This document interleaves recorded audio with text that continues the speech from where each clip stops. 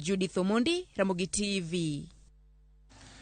Migao ma somo opuodho chenro mayango lony ji tije karabeni gionge oboke midendo ni Recognition of Prior Learning RPL mabiro yango jolonyi tije mag lwedo ma sombgi okoyangi kendo gionge gi obok mag somo kuke skunde moyangi. Ka oluwo duol mar Kenya National Qualification koluwo duol mar Kenya National Qualification Authority, chenrono mibiro yangi kor dwe manyien biro konyo thoth oganda ahinya jogo manoringo thuchegi kod joma nodar e thuchegi kaka luwore kod nonro ma piny owacho. Atamalo 92 mag rowere ni kod lony ma ok opuodhi mane giyudo yore ma ok opuodhi ma koro ginyal tiyogo kaluwore ni ok opuodhgi. Director General ma Kojolo Alice Kande wacho ni ka chenro ni oseketi kare, chenro biro yango joma ong'eyo tich to pok opuodhi.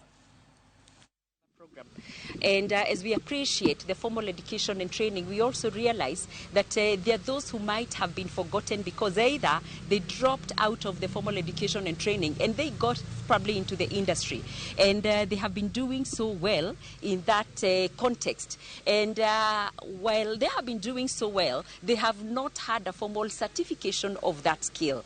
And so a highlight of this policy is that now we have a provision to acknowledge that context. So we are saying that we are appreciating that learning is happening anywhere, every time. So we are appreciating formal, non-formal, and informal way of acquisition of learning. We're appreciating that it is opening doors to so many that have been probably denied opportunities because they did not have a certificate to show of it, yet they have a skill, a competence that they have.